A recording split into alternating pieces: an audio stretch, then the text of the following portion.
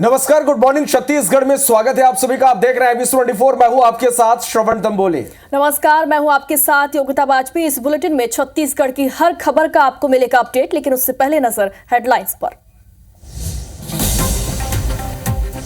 आज बस्तर दौरे पर रहेंगे सीएम विष्णुदेव साय। चित्रकूट में बस्तर विकास प्राधिकरण की बैठक में होंगे शामिल। सुबह 11 बजे होगी मीटिंग। आबकारी घोटाले में आज रायपुर में पेश होगा तीसरा पूरक चालान। एसीपी और ईओडब्ल्यू की विशेष कोर्ट में होगा पेश। 70 से ज्यादा अधिकारी और कर्मचारी हो सकते हैं तलब। कांकेर जिला मुख्यालय लाए गए 5 नक्सलियों के शव। मुठभेड़ में मारे गए नक्सलियों की तस्वीर भी जारी। उधर बीजापुर में प्रचार सामान के साथ 8 नक्सली गिरफ्तार। रायपुर के धरसीवा में अचानक नहर से पानी छोड़ने से फसलों को नुकसान। कई गांवों के सैकड़ों एकड़ खेत में भरा पानी, धान की फसल हुई बर्बाद। रायपुर में तेज रफ्तार का कहर। टक्कर के बाद नाले में गिरी कार। 4 लोगों को आई चोट। कोतवाली इलाके में खंबे से टकराई तेज रफ्तार कार।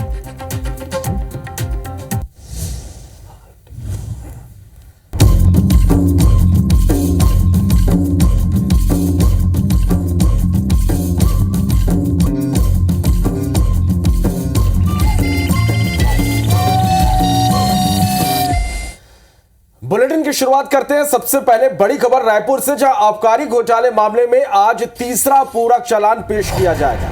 ईओडब्ल्यू आज कोर्ट में तीसरा पूरक चालान पेश करेगी।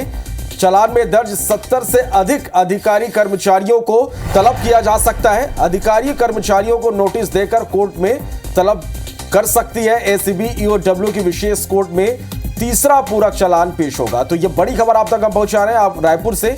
आबकारी घोटाले मामले में तीसरा पूरक चालान आज पेश होगा। ईओडब्ल्यू आज कोर्ट में तीसरा पूरक चालान पेश करेगी।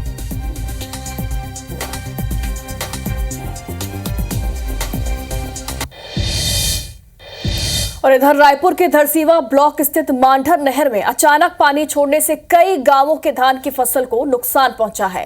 ताड़ा, सोमनी और कुरा समेत कई गांवों के सैकड़ों एकड़ खेत के पके हुए धान में पानी भर गया। इससे खेत में कटाई कर रखा हुआ धान पानी में डूब गया। किसानों का कहना है कि विभागीय लापरवाही के कारण उन्हें नुकसान झेलना पड़ रहा है। और इधर जल संसाधन विभाग के अधिकारियों ने यह भी बताया कि रायपुर नगर निगम को धमतरी के गंगरेल बांध से पानी आता है, लेकिन पानी का फ्लो ज्यादा होने के कारण डाइवर्ट करने के लिए मांढर नहर में पानी छोड़ा गया और इसके कारण पानी नहर के ऊपर से बहने लगा और किसानों के खेत तक जा पहुंचा।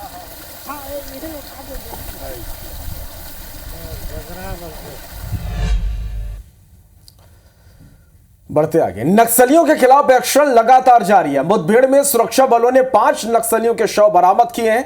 तो वहीं इलाके में सर्चिंग ऑपरेशन के बाद कई बड़े नक्सली लीडर्स की भी ढेर होने की आशंका है।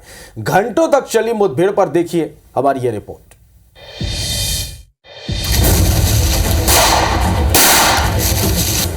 मांद में मुठभेड़, कई नक्सली ढेर। छत्तीसगढ़ में नक्सलियों के खिलाफ बड़े ऑपरेशन को अंजाम दिया गया। सुरक्षा बलों को कांकेर के मुसफरसी इलाके में बड़े नक्सली लीडर्स के जमावड़े की सूचना मिली, जिसके बाद जवान रणनीति बनाकर नक्सलियों की मान में घुसे और घेराबंदी शुरू कर दी। नक्सलियों को इसकी भनक लगते ही उन्होंने फायरिंग शुरू कर दी। दोनों तरफ से 40 से ज्यादा घंटों तक रुक रुक कर फायरिंग हुई।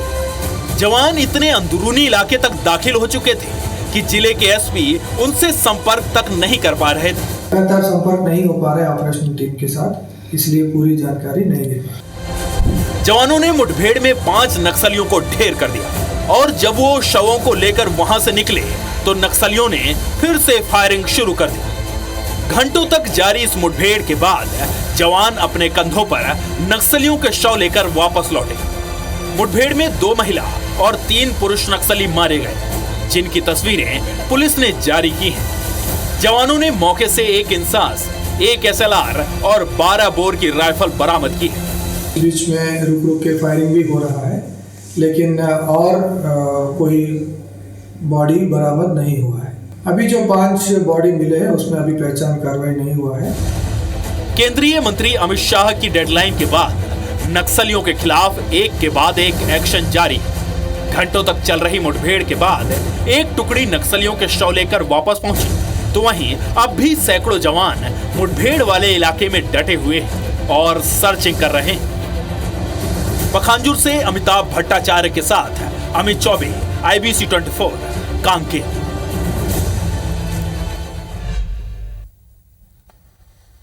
और अब खबर बीजापुर से है। यहां पर उसूर थाना क्षेत्र में पुलिस को बड़ी सफलता मिली। जिले में चलाए जा रहे माओवादी विरोधी अभियान के दौरान उसूर से DRG और जिला बल टेक मेटेला की ओर सर्च अभियान चलाया जा रहा था और इसी दौरान जंगल मोड़ के पास पुलिस पार्टी की गतिविधियों को देख नक्सली छुपते और भागते हुए नजर आए और जिसके बाद पुलिस ने घेराबंदी कर 8 संदिग्धों को पकड़ा जो नक्सली निकले। 8 गिरफ्तार नक्सलियों में CRC कंपनी नंबर 2 पार्टी सदस्य जोगा मांडवी शामिल हैं। ये नक्सली संगठन में सक्रिय थे और पुलिस पार्टी को नुकसान पहुंचाने की नियत से उसूर टेक मेटला जाने के रास्ते में IED प्लांट करने की योजना में थे। नक्सलियों से विस्फोटक, प्रचार प्रसार की सामग्री, 3 नग टिफिन बम, कॉर्डेक्स वायर बरामद किया गया है।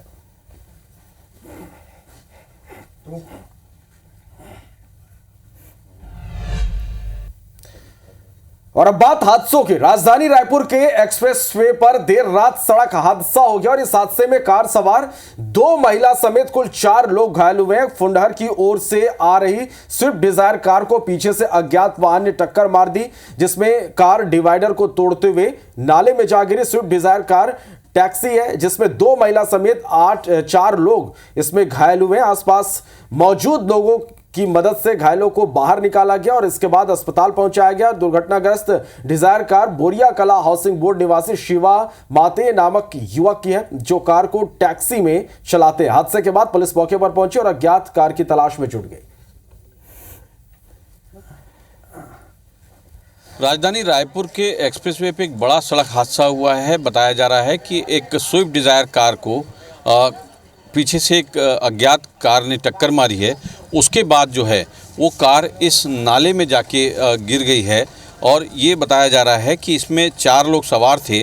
कोई शिवा मते नामक की एक जो जिनकी गाड़ी है वो इसमें थे और इसमें 2 महिलाएं, 2 पुरुष इसमें थे जिनको चोटें आई हैं। उनको गंभीर हालत में मेकाहारा अस्पताल भेजा गया है। आप इससे साफ यहाँ की जो घटनास्थल की जो स्थिति है उससे साफ अंदाज़ा लगा सकते हैं कि हादसा कितना ख़तरनाक था। यहाँ पे हम बात करने की कोशिश करते हैं। आप उस गाड़ी में थे? जी नहीं, मैं उसकी मम्मी हूँ, ड्राइवर की। क्या हुआ था? वो तो मेरे को भी फ़ोन आया अचानक कि हम लोग फ़ोन किए, बेटा कहाँ पहुँचा है? तो आऊँगा बोला, रुकने बोला है। हम लोग पार्टी में थे एक्चुअली। तो बोला कि मम्मी गाड़ी पलट गई। मम्मी एकदम घबराने लगा और मेरे को कुछ नहीं हुआ ऐसा बोला एक शब्द। क्या नाम था आपके बेटे का? शिवा मते। कहाँ रहते हैं?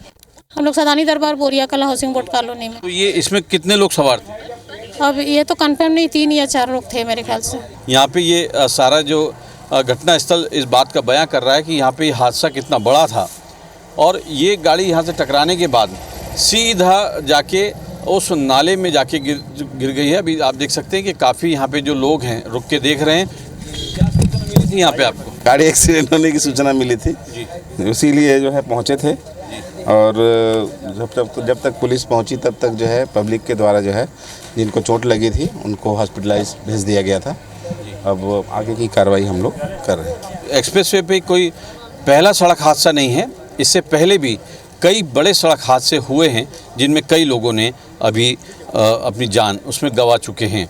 फिलहाल अभी जो 4 घायल हैं उनको मेकाहारा अस्पताल में भर्ती कराया गया और उनको वहाँ पे उनका इलाज जारी है।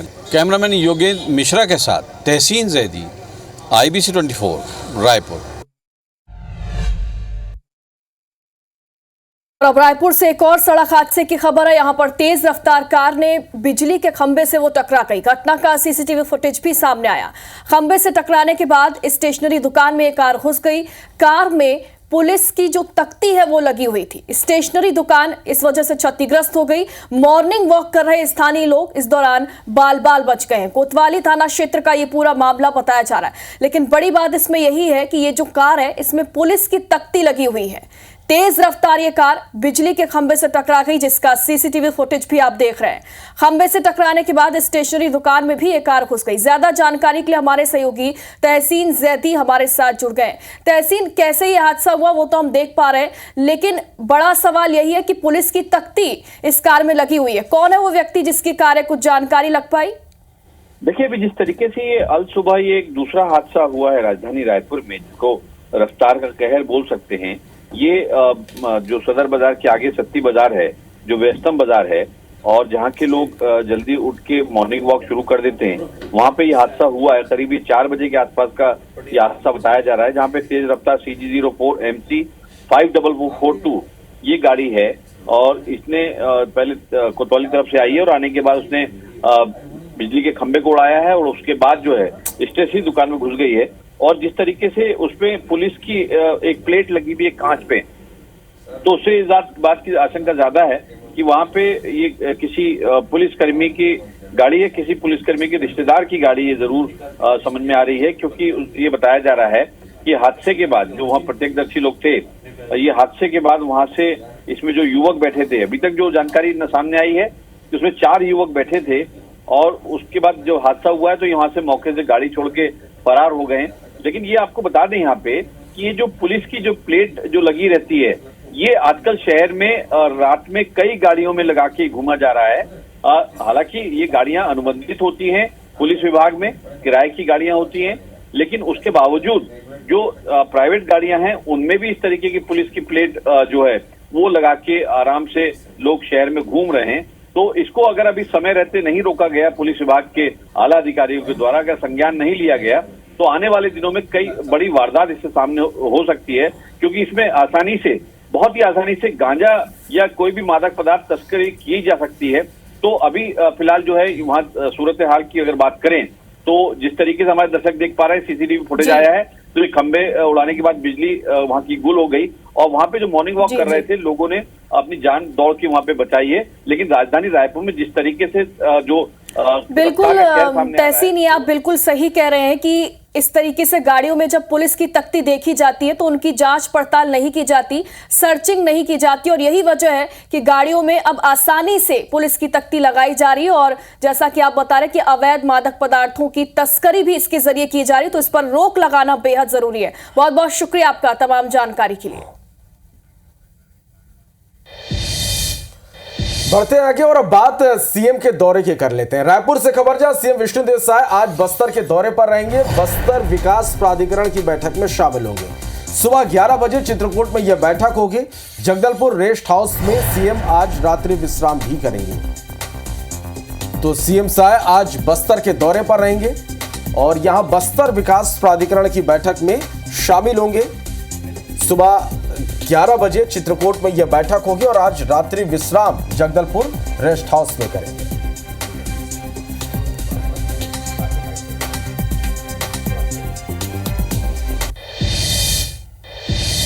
इधर छत्तीसगढ़ बीजेपी ने सक्रिय सदस्यता अभियान के जरिए अब तक 2.5 करोड़ रुपए का फंड इकट्ठा कर लिया है। पार्टी ने अब तक 50,000 सक्रिय सदस्य भी बना लिए हैं। पार्टी सक्रिय सदस्यों से 500 रुपए शुल्क ले रही है और यह भी बता दें कि पार्टी के संविधान के अनुसार सक्रिय सदस्यों को ही निगम मंडल में शामिल किया जाता है और महत्वपूर्ण पद दिए जाते हैं। और यही वजह है कि भाजपा के कार्यकर्ता सक्रिय सदस्य बन रहे हैं। बीजेपी सदस्यता अभियान के प्रदेश संयोजक अनुराग सिंहदेव ने कहा कि सदस्यता अभियान को लेकर भारतीय जनता पार्टी के कार्यकर्ताओं में उत्साह है। वहीं कांग्रेस के पूर्व मंत्री धनेंद्र साहू ने कहा कि भाजपा 2 नंबर की कमाई को 1 नंबर में करने के लिए यह फंड कलेक्शन कर रही है। उसके लिए अभी 22 तारीख को पुनः एक बार प्राथमिक सदस्यता, सक्रिय सदस्यता और स्थानीय जो चुनाव होने हैं बूथ स्तर के, उसकी समीक्षा की जाएगी। लगभग 53 लाख से ज़्यादा मेंबर अभी तक बने हैं और 60 लाख जो बनाना है, जो एक्स्ट्रा 10 लाख का लक्ष्य राष्ट्रीय अध्यक्ष जी ने हमको दिया था, उसको पूरा करने के लिए अभी हम प्रयत्न कर रहे हैं। 2 नंबर की आमदनी को 1 करने के लिए, 1 नंबर करने के लिए इस तरह के फंड कलेक्शन किया जा रहा है।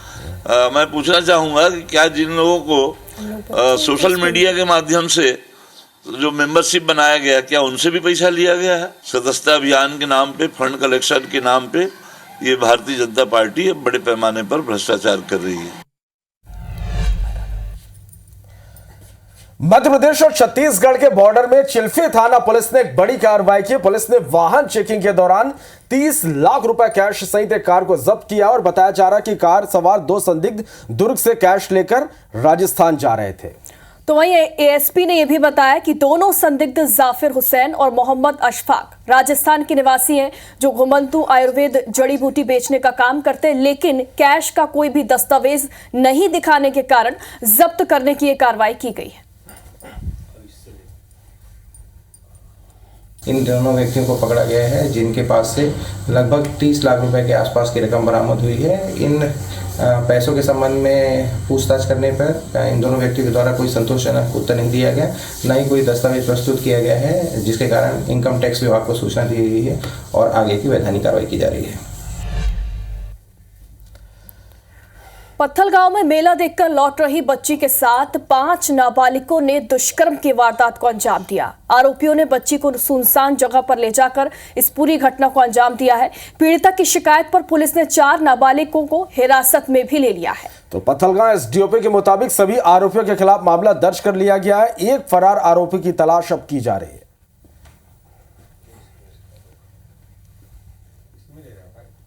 इस पर घटना की गंभीरता को देखते हुए एवं वरिष्ठ अधिकारियों के निर्देशन पर तत्काल पुलिस की विभिन्न टीमें बनी और 5 में से 4 विधि विरुद्ध किशोरों को संरक्षण में ले लिया गया है। 12 की धारा 5 और 6 के तहत अपराध पंजीबद्ध किया गया है।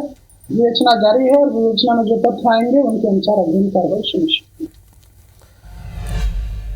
बिलासपुर के रतनपुर पुलिस को 3 संदिग्ध विदेशी नागरिकों को पकड़ने में सफलता मिली है।